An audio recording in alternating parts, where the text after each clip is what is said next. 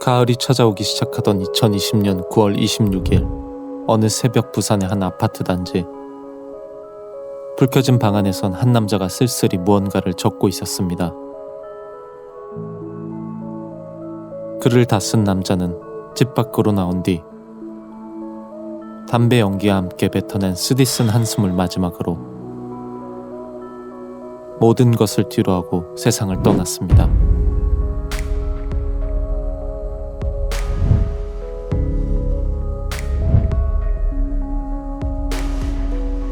하루아침에 싸늘한 주검이 되어버린 남자 K씨.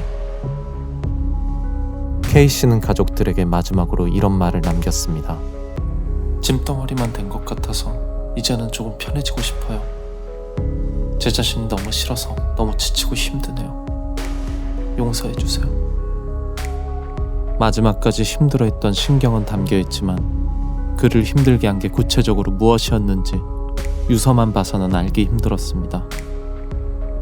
그러나 K씨는 유서 외에 또 다른 것을 남겼습니다. 바로 핸드폰 비밀번호였습니다. 잠금이 해제된 K씨의 핸드폰.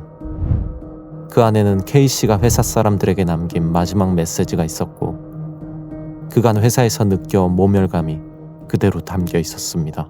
전 이제 모든 걸 내려놓으려고 합니다. 너무 많이 괴롭고 힘들었습니다. 사람에게 무시당하고 벌레 쳐다보듯 쳐다보는 눈빛, 화도 나고 수치심과 자괴감에 너무 힘들어서 인격적으로 짓밟히고 무시당하고 하소연에도 들은 척만 척 죽고 싶을 정도로 수치심과 좌절감, 모멸감을 느꼈었습니다. 그리고 다음날 모 인터넷 카페에 K씨의 자살과 관련된 글이 올라옵니다. 글쓴이는 K씨와 같이 일하던 생산부 직원의 자녀로 추정되며 어머니가 회사 과장과 차장에게 K씨에 대한 직장 내 따돌림의 정황이 있지 않았냐고 말하자 업무 스케줄에서 빼버렸다는 내용을 담고 있습니다. K씨의 어머니는 일주일 전쯤 아들과 나눴던 대화가 떠올랐습니다. 너무 억울하다. 특별히 잘못한 것도 없는데 계속 야단만 친다. 가족들은 회사 안에서 도대체 무슨 일이 있었던 건지 너무도 궁금했지만 마지막 메시지 이전에 모든 단체 대화방의 대화 내용이 지워져 있는 상태였습니다. 하나뿐인 아들, 하나뿐인 오빠가 왜 죽음을 선택했는지 알 수 없는 답답한 심정. 그 심정으로 고인의 가족은 우리에게 도움을 요청했습니다. 우리는 좀 더 면밀한 조사를 위해 회사에 직접 찾아가기로 결정했습니다. 그렇게 사건 조사를 위해 회사를 찾아간 날, 회사 관계자가 이 사건에 대해 꺼낸 첫 마디는 꽤나 뜬금없었습니다. 여자 문제 때문인 건 아시죠? 여기서 말하는 여자는 누구이며 문제는 무엇일까요? K씨의 마지막 메시지는 K씨를 힘들게 했던 세 가지를 말해주고 있었습니다. 첫째, 누군가로부터 상습적인 무시가 있었다. 주목할 점은 이 문제에 대해서는 과장, 차장도 해결해줄 수 없는 문제라고 말하고 있다는 겁니다. 둘째, 앞서 말한 무시를 당하며 힘든 심경을 하소연했다가 비난을 받고 욕을 먹었다. 이 일은 사고 전날 있었으며 비난과 욕을 한 사람은 이사라고 말하고 있습니다. 셋째, 이 내용과는 별개로 작업 지시와 관련된 꾸중을 듣기도 했습니다. 관리자인 K씨가 아침에 직원들을 모아놓고 작업 지시를 하며 안부를 물었다는 별 문제될 게 없어 보이는 행동. 이것 때문에 꾸중을 들었다는 게 납득이 잘 되지 않습니다. 그리고 마지막으로 L씨라는 여성의 이름이 등장합니다. 자신의 죽음으로 인해 L씨가 죄책감을 가지거나 남들로부터 잘못을 추궁당할 걸 걱정하며 이 내용을 적었지만 이 대목은 오히려 타인의 시선으로 봤을 때 잘못이라고 보여질 만한 죄책감을 가질 수도 있을 만한 어떤 행동이 있었던 게 아닌지 의구심을 가지게 만듭니다. K씨와 L씨는 무슨 관계인 걸까요? K씨가 일하던 곳은 자동차 부품을 만드는 회사로 철판에 구멍을 뚫고 잘 다듬어서 만들어내는 플랜지라는 자동차 부품이 주력 상품입니다. K씨는 회사에 입사 후 평균적으로 주 6일 70시간 이상 공장 이곳저곳을 뛰어다니며 일했고 회사에서는 이런 특유의 성실함과 책임감을 인정하며 6개월 만에 생산직 관리자인 계장으로 승진시킵니다. 보통은 2년이 걸리는 승진입니다. L씨는 K씨가 관리하던 생산직 직원 중 한 명이었습니다. 일을 하면서 L씨에게 호감이 생긴 K씨는 마음을 고백했습니다. 그러나 결과는 좋지 않았죠. 그로부터 6개월 후 K씨가 목숨을 끊는 사건이 발생한 겁니다. 회사 관계자가 말한 여자 문제 때문이라는 건 이 맥락이었습니다. 즉 고백 후 결과가 좋지 않았던 것을 비관한 사고이며 이런 정황을 비춰볼 때 개인적인 이성 문제가 원인이라는 말이었죠. 이런 주장에 덧붙여 이 문제와 연관이 있는 L씨 역시 자신은 K씨의 일방적 표현 때문에 힘들었던 피해자라고 말했습니다. 본인은 일반 생산직 직원이기에 자신의 관리자이자 상급자인 K씨에 대해 말을 잘못 꺼내면 불이익이 돌아올까봐 부담이 있었다는 겁니다. 그러나 이 주장엔 뭔가 구멍이 있었습니다. 회사의 주장대로 이성 문제를 비관한 부분이 있다 하더라도 K씨의 마지막 메시지, 일주일 전 억울하다며 어머니와 나눴던 대화, 사고 다음날 직장 동료의 자녀분이 쓴 글의 내용 등으로 비춰볼 때 무시나 따돌림의 정황을 의심해보기엔 충분했기 때문입니다. 다행히도 K씨와 일을 하던 다른 생산직 직원의 협조를 통해 사건 이전에 단체 대화방에 있었던 대화 내용을 얻을 수 있었고 이를 토대로 중요 내용을 추리며 사건을 다시 되짚어볼 수 있었습니다. 8월 22일 L씨가 대화방에 초대됩니다.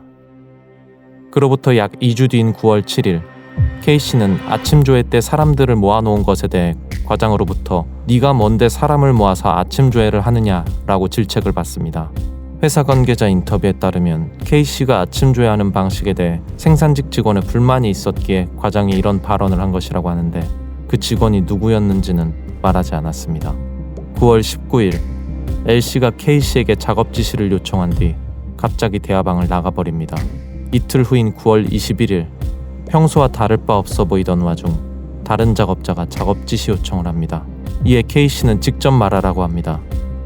L씨가 자신의 작업 지시 요청을 다른 작업자를 통해 전달하고 있는 듯합니다. L씨가 K씨와 업무상 필요한 대화마저도 피하고 있는 정황이 보입니다. 이어 K씨가 L씨에 대해 그간 쌓였던 감정을 토로해냅니다. 화가 난다고 제품을 집어던진다. 어머니 뻘되는 어른에게 말 전달을 시킨다. 말도 안 하고 대면 상황도 피한다. 제품에 이상이 있는데 보고를 안 해 곤란하게 만든다. 이 내용이 올라오고 4일이 지나 사건 발생 전날인 9월 25일 이사로부터의 질책이 있었습니다. L씨의 품행에 대한 말을 단체 대화방에 언급하며 L씨를 쪽팔리게 했다는 겁니다. 이 당시에 이사와 K씨 외에 차장, 과장도 한자리에 있었던 것으로 사실 확인됐습니다. 여기까지를 살펴보며 K씨는 회사 내에서 위아래로부터 무시를 받고 있었던 걸 알 수 있었습니다. 상하관계가 존재하는 집단 안에서 중간자를 상급자와 하급자 모두가 무시하는 괴롭힘, 이런 방식의 괴롭힘으로 잘 알려진 게 있습니다. 군대나 해병대에 있던 악습으로 이로 인해 자살자가 나오기도 했던 괴롭힘, 바로 기수열애입니다. K씨는 회사에서 일종의 기수열애를 당하는 기분을 느꼈을 겁니다. 그런데 여기엔 두 가지 이상한 점이 있습니다. 첫째, 일반 생산직 직원인 L씨가 상급자인 K씨를 대하는 태도에 너무 거리낌이 없었다는 겁니다. K씨가 상급자라서 일방적인 감정 표현을 했음에도 별소리를 할 수 없었다던 주장과는 너무도 다른 태도입니다. 단순히 K씨가 자신에게 이성적 호감이 있다는 사실에서 나오는 행동인 걸까요?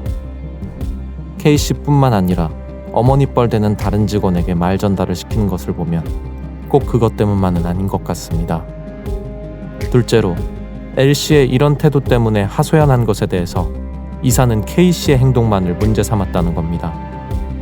L씨의 행동은 왜 아무도 문제 삼지 않는가라는 의문점, 이 의문점을 모두 설명해 줄 수 있는 간단한 진실이 K씨가 남긴 한 줄의 말에 담겨져 있었습니다. 이사님 조카라 뭐라 하지도 못하고. 바로 L씨가 단순한 직원이 아니라 이사의 조카라는 사실이었습니다. 그렇기에 K씨를 무시할 수 있었으며 어머니 뻘되는 다른 직원에게 말 전달을 시킬 수 있었고 차장이나 과장도 별소리를 할 수 없었던 겁니다.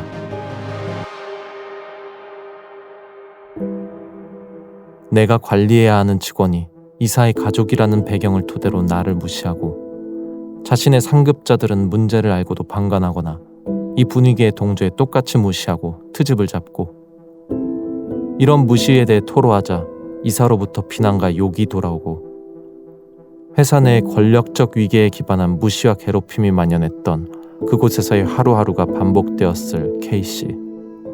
일을 마치고 집으로 돌아가는 퇴근길. K씨에겐 뭐가 남아있었을까요? 주 6일 70시간 공장 이곳저곳에서 일하며 얻은 피로, 그리고 그렇게 몸과 마음이 모두 지쳐있을 때 다시금 떠오르는 말들. 네가 뭔데? 네가 뭔데? 네가 뭔데? 네가 뭔데? 네가 뭔데? 어쩌면 그 물음의 끝에서 K씨는 스스로 이런 대답을 찾았을지도 모릅니다. 그래, 난 아무것도 아니지. 이 세상에서 사라져도 될 정도로. 그 순간 K씨가 마주했을 깊은 심연, 그 어두운 구멍은 정말 회사의 주장대로 이성 문제를 비관한 K씨 스스로가 만들어낸 걸까요? 철판에 구멍을 낸 뒤 잘 가공해서 이익을 내는 회사. 이 회사에서 성실하게 직장 생활을 하다가 마음에 구멍이 나버린 남자가 있었습니다. 회사의 이미지에 구멍이 날 수도 있는 남자 이야기. 회사는 이 구멍도 잘 정돈하고 가공하고 싶을 겁니다. 그래서 회사의 입장 속엔 직장에서 괴롭힘을 당한 남자는 없습니다.